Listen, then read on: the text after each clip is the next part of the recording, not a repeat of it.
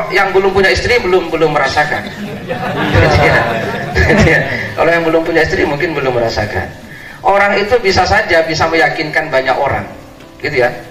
Orang bisa saja bisa mempengaruhi banyak orang, bisa dicintai orang, bisa di-fan banyak orang, tapi bisa jadi belum tentu istrinya sendiri itu senang.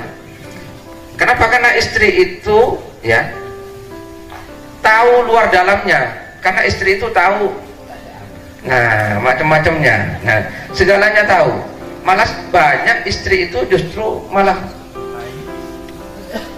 orang yang paling tidak percaya kepada suaminya. Nah, iya. Gitu ya. Begitu, gitu ya biasanya. Maka kalau kok ada istri kok bisa beriman pertama kali, ini luar biasa, gitu ya. Saya punya kenalan seorang kiai besar betul, bukan kiai sembarangan, gitu ya. Gak tanggung-tanggung. Ini kiai besar, santrinya ribuan, gitu ya. Santrinya itu ribuan, dan sekarang sudah meninggal beliau itu, sudah meninggal. Nah, sampai waktu SBY menikahkan anaknya, yang doa itu beliau. Kan kayak besar betul berarti ini, gitu ya, gitu ya. Beliau itu pernah berkata begini. Kan kalau di luar beliau itu dicium-cium tangannya oleh orang, di kiai-kiai, kan kiai besar beliau itu. Beliau itu pernah curhat. Saya ini kalau di depan orang banyak, saya oleh orang dianggap kiai, dia apa-apa.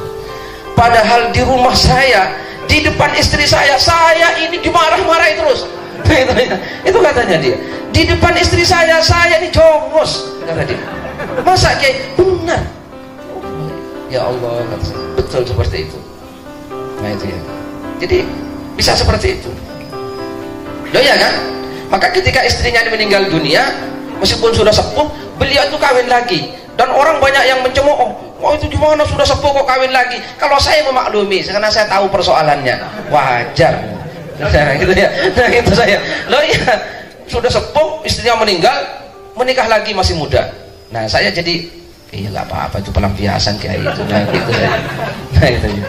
Nah bisa seperti itu, ya seperti itu. Jadi bisa jadi.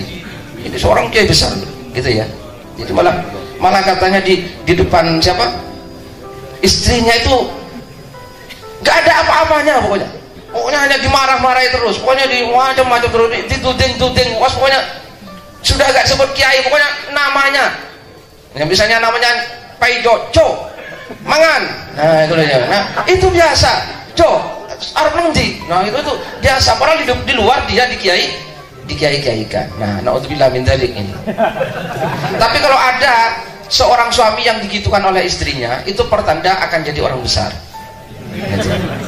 Nah saya sering menasihati orang seperti itu berdasarkan kiai ini, kiai yang besar yang ternyata digitukan.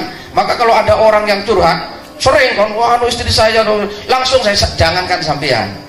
Ada loh ibu gini kan, sampean besok akan jadi orang besar, dia orang besar. Pokoknya kalau digitukan akan jadi orang besar. Umar bin Khattab, ya kan? Orang hebat bagaimana Umar bin Khattab itu. Siapa yang tidak takut sama Umar bin Khattab, ya kan? Tapi di depan istrinya, wah dimaki-maki Umar bin Khattab itu, dan gak melawan. Hilang keberaniannya, hilang kependekarannya, hilang wibawanya, hilang di depan istrinya Umar bin Khattab. Padahal Umar bin Khattab ini sahabat Nabi yang melebihi Avatar. Loh iya, melebihi Avatar. Gak ada loh ya, dia bisa menaklukkan angin. Umar bin Khattab itu bisa menaklukkan angin. Baca sejarah sampean. Ketika tentara yang dia utus berperang di Irak, dia itu sedang khutbah di Madinah, gitu ya. Tentara Islam itu mau kalah, itu dikejar oleh tentara Persia itu ya. Umar bin Khattab itu sedang khutbah bilang al-jabal, al-jabal, al-jabal. Orang yang mendengarkan khutbahnya kan kaget tuh. Ngapain Umar kok di tengah-tengah khutbah bilang al-jabal, gunung, gunung, gunung. Ternyata apa? Kata-kata Umar di Madinah ini didengar oleh panglima dan semua tentara yang ada di Irak, sehingga tentara yang maunya lari itu dia cepat naik ke atas gunung dan akhirnya menang. dan semua yang ada di Irak mendengar perkataan Umar bin Khattab dari Madinah. Ini lewat mana suara Umar bin Khattab? Lewat angin. Top kan? No, iya. Mendengar semua itu. Al-Jabal, Al-Jabal. Umar bin Khattab menaklukkan angin.